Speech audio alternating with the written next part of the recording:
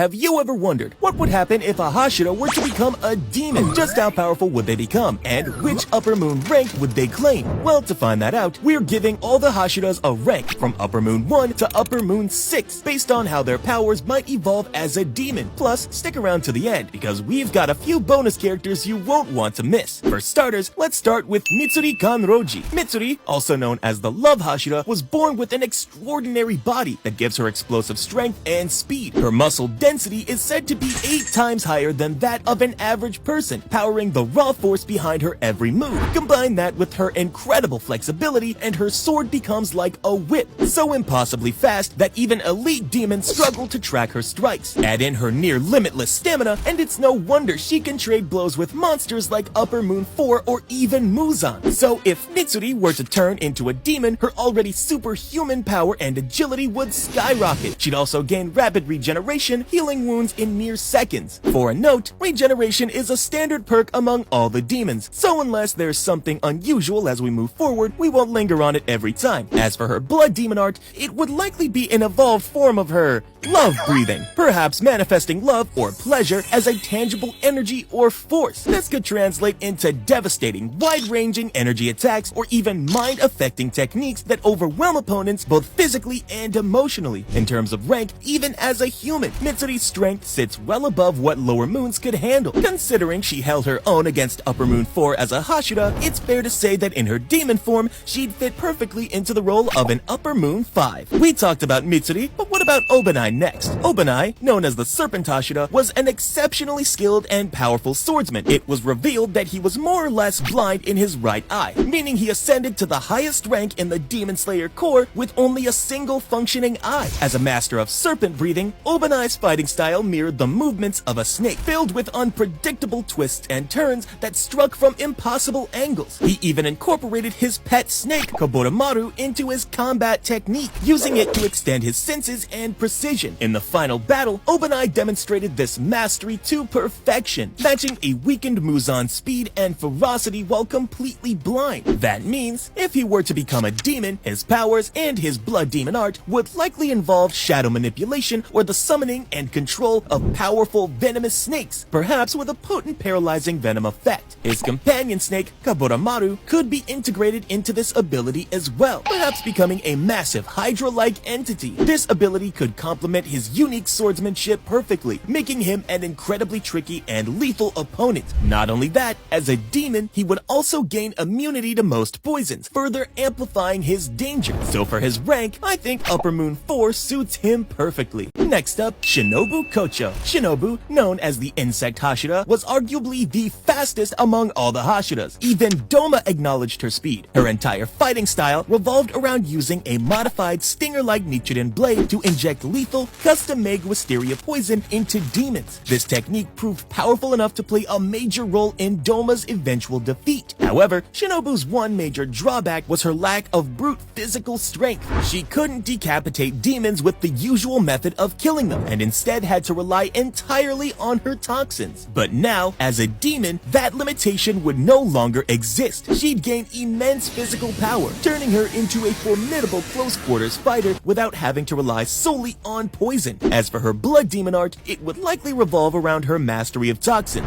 She could produce vast amounts of a deadly demonic poison capable of affecting even powerful slayers and other demons. She might be able to create an intoxicating mist or fog that disorients and weakens opponents, similar to Doma's ice abilities. She could even morph her body or create insect-like appendages to enhance her speed and poison-based attacks. So for her rank, I think Upper Moon 6 suits her perfectly. We talked about Shinobu, but what about Giyu next? Giyu Tomioka, known as the Water Hashira, is already one of the strongest and most skilled Hashira, capable of holding his own against Upper Moon 3 Akaza. Even Akaza, who has fought countless swordsmen in the past, was impressed with Giyu's skill, stating that he possesses finely developed swordsmanship. As the Water Hashira, Giyu stands as his generation's most refined water-breathing user, having completely mastered the style to the point of creating an entirely new technique of his own. During his fight with Akaza, he even awakened his Demon Slayer mark, granting him incredible boosts in speed, power, and focus. So, how strong would Giyu be if he became a demon? Firstly, his speed and strength, though already at the top tier of human limits, would be amplified to demonic levels, allowing him to outpace even marked Hashira in their human forms. As for his blood demon art, it would likely manifest as ice manipulation, perfectly reflecting his cool, detached personality. By merging his ability with his water-breathing techniques, he could form devastating ice constructs, freeze his surroundings, and dominate the battlefield with precision and control. He could even integrate his water-breathing forms, including the dead calm and the constant flux, with his blood demon art, creating a seamless, fluid fighting style that's both defensive and overwhelmingly offensive. Considering all that, I'd place Giyu at Upper Moon 3.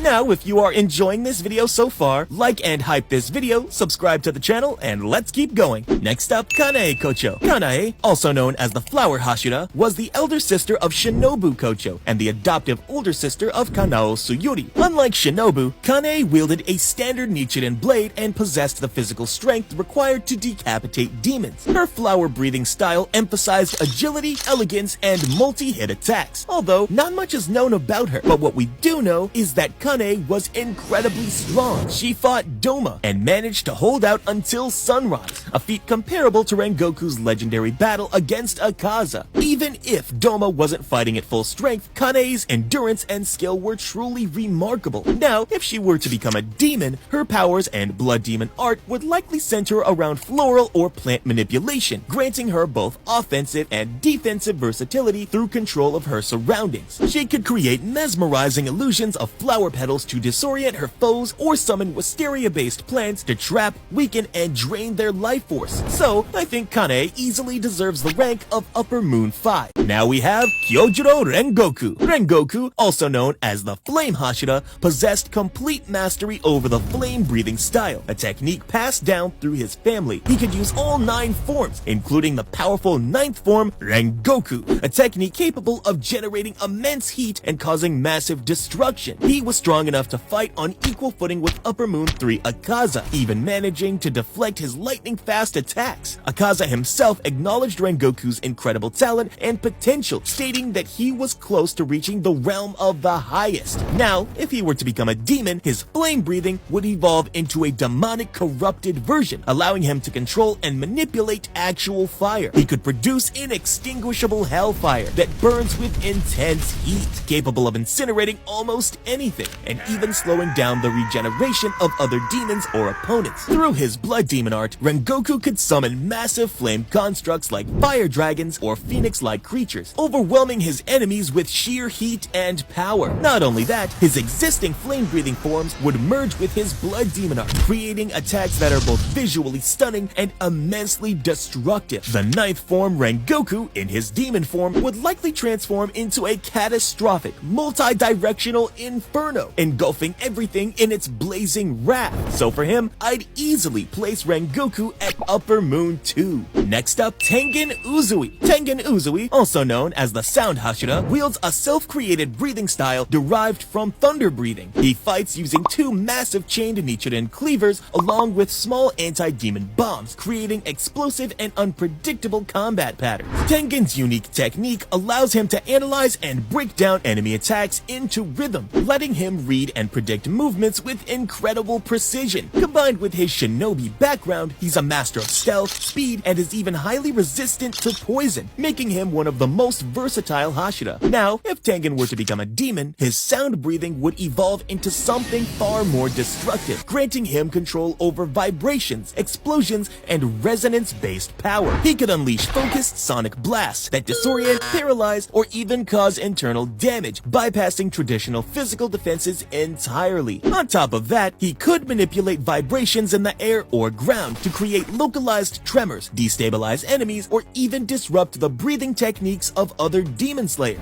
So, I think he'd likely be around Upper Moon 5 or 4 level. Now we have Sanemi Shinazugawa. Sanemi, also known as the Wind Hashira, is an exceptionally skilled swordsman with complete mastery over wind breathing, a style known for its aggressive, fast-paced, and unpredictable attacks. He possesses one of the rarest blood types, which has an intoxicating effect on demons, causing them to lose focus and become sluggish or even drunk, giving him a major advantage advantage in battle. On top of that, he has top-tier physical abilities, capable of keeping pace with Upper Moon 1 Kokushibo, and enduring massive amounts of damage during the final battle against Muzan. Now, if Sanemi were to become a demon, he'd be an absolute monster. Why? Because his natural aggression and killer instincts would be amplified by his demonic nature, turning him into a relentless, high-level combatant who thrives on the thrill of battle. As for his blood demon art, it would likely grant him complete control over wind and air pressure. He could generate destructive gales and cyclones, capable of tearing apart both his enemies and the battlefield itself, creating a constant state of chaos. He might even weaponize his own blood, forming whips or razor-sharp projectiles that not only deal heavy physical damage, but also inflict his intoxicating blood effect on contact, instantly weakening his opponents. So for him, I will be placing him at Upper Moon 3. Next up, Muichiro Tokiro. Muichiro Tokiro, also known as the Mist Hashira, is a generational prodigy, having achieved the rank of Hashira in an astonishing 2 months after picking up a sword. That alone speaks volumes about his talent, but it doesn't stop there. Muichiro was also the first Hashira to awaken his Demon Slayer mark, showcasing just how far his potential truly reached. Even Kokushibo, the Upper Moon 1 himself, was deeply impressed by Muichiro's strength and the incredible speed at which he rose through the ranks. He even viewed Muichiro as a potential ally, believing that if he ever became a demon, he'd grow to be far more powerful than he ever was as a human. So, how strong would he actually become if that happened? As a mist-breathing user, his blood demon art would naturally revolve around illusion, deception, and control. He could amplify the ethereal qualities of his mist-breathing's final form, creating multiple afterimages and illusions to completely distort his opponent's perception of reality and his true position. Within his mist domain, he could even strip his enemies of one or more senses, leaving them blind, disoriented, and completely vulnerable, while attacking from any direction without ever revealing his true location. So, considering all of this, I'd place Muichiro at Upper Moon 4. Next we have Gyome Himejima. Gyome Himejima, also known as the Stone Hashira, is the strongest Hashira in the entire Demon Slayer Corps. His raw physical strength is said to be unmatched. Despite being blind, he compensates with an extraordinary sense of hearing and a unique sixth sense, similar to the transparent world or selfless state, allowing him to read his surroundings and opponents with flawless precision. Not only that, but Gyome was able to fight Upper Moon 1 Kokushibo on equal footing, and even after that, he still had the stamina and willpower to face Muzan in the final battle. Now, if Gyome were to become a demon, his already immense strength and durability would skyrocket to godlike levels. He'd be able to crush opponents with a single strike and endure attacks that would obliterate even Upper Moons. And the wild part? As a human, he was blind, but as a demon with regeneration, he'd regain his sight, becoming even more powerful than ever. Well, this is the only guy on the entire list whose blood demon art and demon abilities would differ completely from his breathing style. His blood demon art would be based purely on his immense physical strength, granting him the power to manipulate gravity itself. He could increase the gravity around his opponents, pinning them to the ground and making them completely unable to move. On top of that, he could manipulate the earth beneath him, creating stone spikes, massive golems, or impenetrable defenses in an instant, almost like earthbending in Avatar. Honestly, there's nothing more to say here. This guy goes straight to Upper Moon 1. Now it's time for some bonus characters, ones who weren't Hashira, but definitely had the potential to reach that level, and those are Tanjiro, Inosuke, and Zenitsu. Let's start with Tanjiro first. Tanjiro is the sole successor to the original and most powerful breathing style, sun breathing, also known as the Hinokami Kagura. And when he became a demon in the final chapters, he was the only demon who managed to conquer the sun, apart from Nezuko, of course. His blood demon art would almost certainly be a demonic version of sun breathing, allowing him to produce real potent hellfire that incinerates anything it touches. On top of that, his speed, strength, and regeneration would far surpass any other demon, even Muzan himself. So honestly, no matter how you look at it, this guy deserves a category of his own. That's why Tanjiro stands at Demon King level. Next is Inosuke. Inosuke is a self-taught genius of the blade, raised by boars in the mountains. He developed his own breathing style known as beast breathing, a self-created form derived from wind breathing. This style mimics the movements, instincts, and senses of wild animals, especially boars, bears, and wolves. He also possesses an incredibly sharp sense of touch and vibration, allowing him to detect even the slightest movements around him. This ability, known as spatial awareness, acts as a form of danger detection and battlefield perception that rivals the advanced sensory abilities of other top fighters. Now, if Inosuke were to become a demon, he would truly be a